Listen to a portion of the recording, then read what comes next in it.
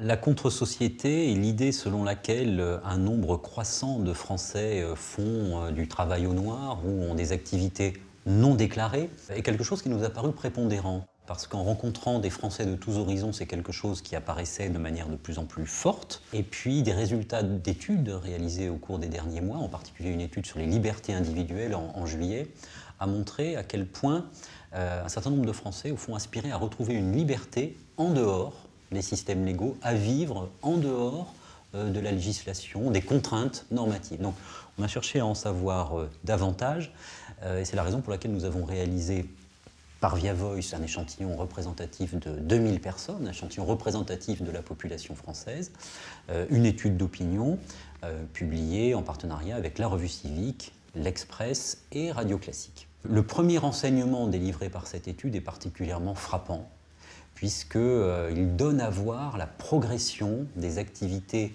non déclarées en France aujourd'hui. Près de 8 Français sur 10, 79% exactement, estiment que les activités non déclarées se développent dans la société française aujourd'hui.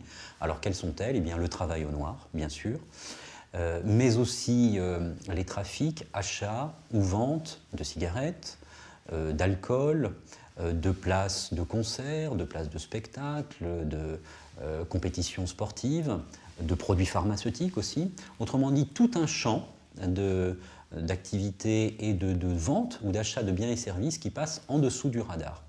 C'est quelque chose qui est très important parce qu'on peut dire que se constitue progressivement au sein de la société française une société d'en bas, dissidente par rapport à ce que les normes imposent, avec au fond, en réalité, lorsqu'on creuse sur les comportements observés par les Français eux-mêmes, l'existence de deux mondes. Le premier monde est celui des activités non déclarées de la vie quotidienne sans grande importance en termes de volume. Des personnes qui vendent un produit ou un service sur un site internet, qui le font de manière occasionnelle.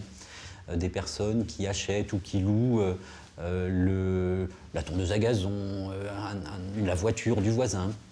Des personnes qui achètent de temps en temps à l'occasion des cigarettes sur internet. Il s'agit d'une activité non déclarée occasionnelle. Et puis, il y a véritablement des activités non déclarées beaucoup plus structurantes, aux yeux des personnes interrogées elles-mêmes, aux yeux des Français, à savoir des personnes qui vivent du travail au noir, qui vivent totalement, exclusivement du travail au noir, à savoir des personnes qui réalisent un trafic permanent, régulier, de cigarettes, d'alcool, de tout objet qu'ils ont pu trouver sur Internet et revendre un peu plus cher. Donc il existe autrement dit une dynamique de la contre-société. C'est-à-dire on peut passer progressivement de quelques activités mineures à une activité de plus en plus importante, au point qu'elle puisse donner à vivre à certaines personnes. Donc il y a véritablement une contre-société qui se constitue. Et les leviers, on les voit bien. Ils se nourrissent de la crise économique, au fond des personnes qui ont du mal à vivre, à joindre les deux bouts et qui ont besoin de compléments de revenus. Ils se nourrissent du développement sur Internet des sites qui permettent très facilement d'acheter, de vendre, de louer des biens et des services. Et puis tout ça se nourrit plus profondément d'une sociologie, à savoir l'opposition entre une France d'en bas qui estime que sa vie n'est pas nécessairement celle que lui imposent les règles édictées par les lois. Et elle définit à ce titre-là par elle-même un autre monde. Elle vit en dehors et sans les règles imposées par le niveau national, par les textes législatifs. Et c'est d'autant plus intéressant que ça ouvre sur des comportements politiques aussi. C'est-à-dire qu'une partie des personnes qui vivent dans cette contre-société sont les plus à même d'avoir des comportements politiques et électoraux en faveur de sensibilités politiques extrémistes.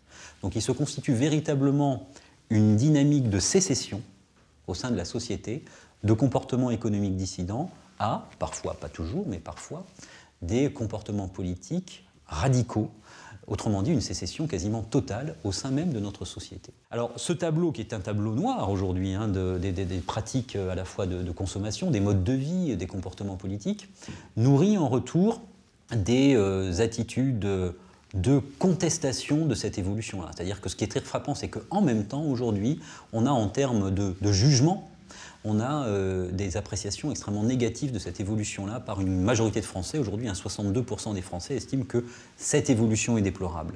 Certes, elle est compréhensible, pour les raisons qu'on vient d'expliquer, mais en même temps elle est déplorable. Elle est déplorable d'abord parce qu'elle peut être préjudiciable pour les intéressés eux-mêmes.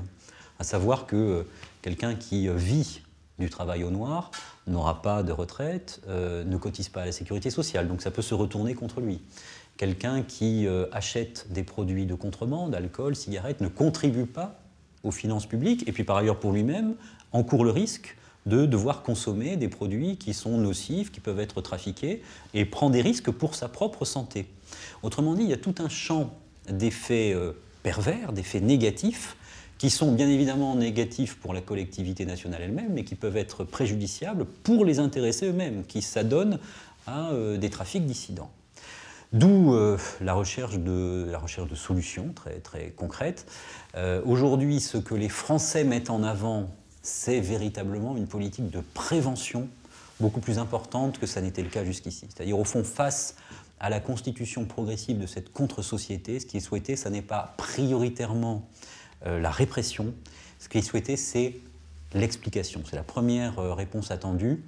L'explication, ça veut dire quoi? Ça veut dire d'abord sensibiliser à la réalité de ce phénomène, et puis ça veut dire aussi expliquer aux personnes qui ont des comportements dissidents, qui nourrissent une contre-société, eh bien, des risques qu'ils encourent pour eux-mêmes, et puis des risques qu'ils font prévaloir pour l'ensemble de la société. Et la deuxième mesure souhaitée, c'est une évolution de la fiscalité, une évolution des normes imposées en termes financiers sur l'ensemble des activités légales. C'est-à-dire dès lors que des pratiques d'achat ou de vente de produits, qu'il s'agisse des cigarettes, qu'il s'agisse de l'alcool, qu'il s'agisse de l'ensemble de pratiques de consommation ordinaire aujourd'hui apparaissent trop coûteuses pour une partie importante de la population française, eh bien ça peut inciter effectivement une partie d'entre nous à avoir des comportements dissidents. Donc il y a deux piliers véritablement en termes de solutions pour demain.